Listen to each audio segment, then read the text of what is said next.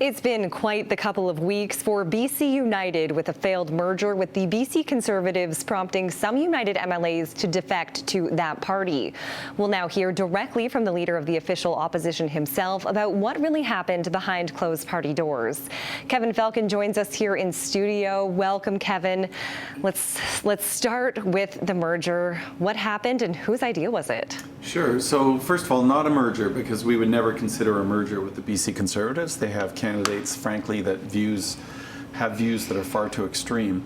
What we were looking to do is see if there was a way to find an accommodation where we don't run candidates against each other so that we're not splitting the vote and allowing the NDP to win seats they otherwise wouldn't win. In terms of the candidates that defected over to the BC Cons, we had two of them. This is politics, unfortunately. I mean, the NDP lost two MLAs that now sit as independents. The BC Conservatives have lost three of their candidates because of their extreme views that became public, and we lost two MLAs that were scared about polls, quite frankly. So these kind of things happen, but I don't get distracted by that kind of stuff. And you mentioned the vote splitting concerns with the merger or accommodation, yes. But is vote splitting now a concern, that there hasn't been that collaboration between the parties and uniting? Well, no, vote splitting's always been an issue on the sort of the center right of the spectrum in British Columbia. I mean, this has been an issue that's gone on for 30 years. The BC Conservatives are not connected to the federal party, but they happen to have the same name, so it can create voter confusion. And in that voter confusion, that means some people might be voting BC Conservatives thinking it's Pierre Poilievre's party when it's not. So that's something that we have to make clear to the public, that there is no connection, that they want to vote for the coalition party that's always been the coalition. And that's BC United, whether we're called BC United, BC Liberal, or even Social Credit back in the day. And in terms of some of the MLAs who did defect, I believe at least one of them cited again, I keep using the term merger, but they have cited that as the reason for leaving. So do you still stand by your decision hearing that? Oh gosh, yeah. I mean, look, we were the ones that actually were putting forward, working with some emissaries from the BC Conservatives, an approach that would say no merger for the reasons I stated earlier, but is there an accommodation, sort of a framework that we could not fight each other and make sure we're focusing on the real enemy, which is the NDP government. And, we were just, John Rustad actually said no to that, and so that ended the discussions, and now we move on and focus on winning. And from the outside, I know you said you're going to focus on winning, but in terms of the morale in the party right now, what is it like, and how do you actually move forward ahead of the election? Yeah, actually the morale is much stronger than you would think, and the reason it's much stronger is because we're doing our own phoning and voter identifications. We've got candidates and MLAs on the doorsteps, and the reception that we're getting is totally different than what the polls are saying. And I've said this, if not once, more than 100 times, that we have to be very, very careful about polling today. It's very different than it was 30 years ago. Internet polls are notoriously inaccurate, and I think that the real poll that matters is when the public starts paying attention during the election campaign and come election day, when the public is going to say, you know what, we want results in British Columbia, not announcements, not promises, not re-announcements, results, and they're not getting them. So I think that there are people, though, who look at some of those defections, and it looks from the outside a little bit like the party is slightly fractured. So why do you agree with that, and why do you think people should vote BC United then? No more fractured than the NDP. They lost two MLAs that are now sitting as independents. That doesn't mean that their entire party's fractured. It just means they've lost two people that are now sitting as independent MLAs. Same with the BC Conservatives. I mean, they've lost three candidates so far. There will be more to come, I can assure you, because of the extreme views that they hold against the LGBTQ community, against climate change denial, racism, etc. So that causes problems for them. We've lost two MLAs that have crossed over to the BC Conservatives because, frankly, they've decided to park some of their principles and just go over because they think they might have a better chance of winning. I think that's fundamentally a mistake and a misjudgment that they've made, but ultimately we'll see when the election rolls around. And speaking of the election, let's switch gears. Let's leave Sure. the merger in the past there for now. So in terms of campaigning, what are some of the big issues that you do have in your platform and will be campaigning on? Well, it's certainly cost of living. I mean, BC, after 7 years of NDP government, whether they like it or not, has become the most unaffordable province in the entire entire country. Highest housing prices in the country, highest rents in the entire country, highest fuel prices in the entire country. So that's going to be a big issue. Healthcare is a big issue because, frankly, our system is crumbling. And it's not me saying it. It's the doctors and the nurses and the frontline workers that are saying this is the worst crisis they've ever seen in healthcare. That's a big issue.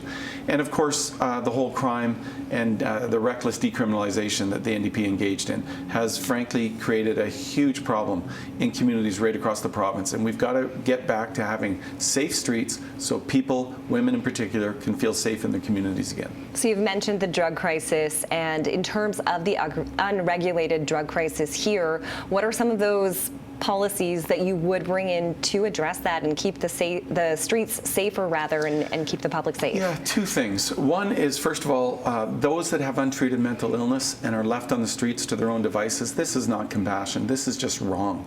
And so we've said that we would build purpose-built facilities, secure facilities with proper psychiatric and medical supports to get those folks off the streets into proper care where they can be looked after compassionately with the goal of getting them back into society once they've been stabilized.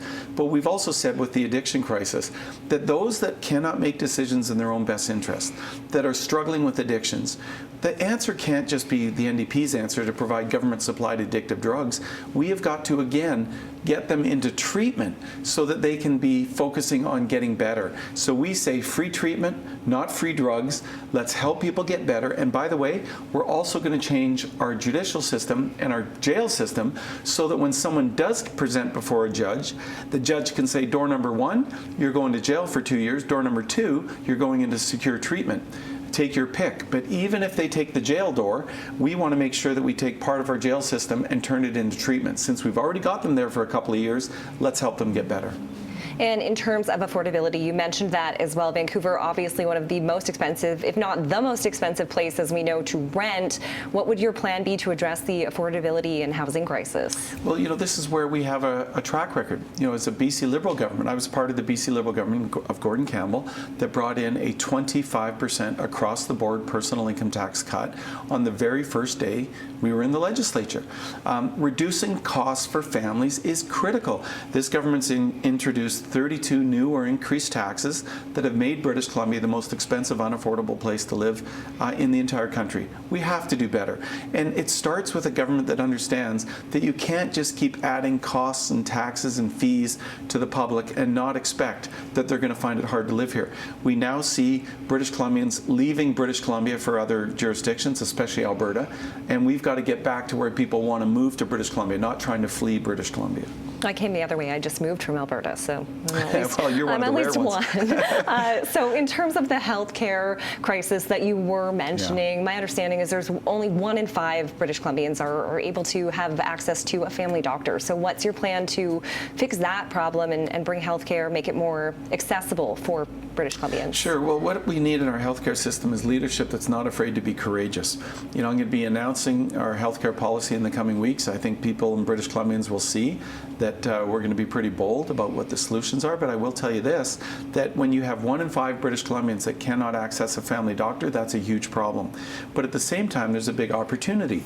There are literally hundreds and hundreds of what are called international medical graduates that are mostly Canadian kids that have studied abroad in places like Ireland, the Caribbean, the United States, New Zealand, Australia, that want to come back and practice as physicians here in British Columbia. And they cannot get through because of all the regulation and rules that have built up over the last 100 years. We're frankly going to take a chainsaw to a lot of those rules, and we're going to bring those young people back to British Columbia to help us deal with this crisis. It requires leadership, and what we're lacking right now is leadership. The other thing I'll say is this: we have thousands of workers that the NDP fired from our healthcare system that want to come back into the system, and we will hire them within minutes of me becoming Premier, because we need those workers back in our workforce that are being kept out because we're the only jurisdiction in North America that is still penalizing unvaccinated healthcare workers, and that's wrong. There's no science to back up the NDP's approach that they've taken against these workers. Obviously, that's something you're very passionate about. I do want to go back to the affordability piece and the crisis that we are dealing with in this province. I believe an Angus Reid poll stated that affordability is the #1 issue for voters. So what else would your party do to address that and make life more affordable for British Columbians? Yeah, well, there's a couple of things. I mean, it's a complex issue. I'll try and crystallize it as best I can, but you've got a government that's been in power for almost 8 years now. They only started to react to the housing crisis in the last 18 months, where, you know, they brought in a flurry of legislative changes, one of which is a good idea, density around transit lines. I have no problem with that. I've been calling for it for 2 years. They borrowed the idea from me. I'm okay with that because that makes a lot of sense. You want people to be able to easily access transit, cycle, walk to work, etc. But there are other plans that don't make any sense at all because they don't know what they're doing. You know, I was in the housing business for 10 years. Our company that I worked at built more homes than the entire province of British Columbia did over that same 10-year period. The problem that the NDP have is that they think the solution to the housing crisis is more government. More government is not the solution. More government is the problem. They have added costs to housing. They have restricted supply so that we can get new supply built. And the combination of adding costs and restricting supply has been the most unaffordable real estate in North America. That's a really bad result. So to get different results, we need different solutions, and that means a government that actually understands how to deal with the underlying problems in housing. And I know a thing or two about housing. I don't pretend to be the world's expert. I just know that what we're doing is getting us really bad results. And to get different results, you have to have different people that have different skill sets that know what they're doing.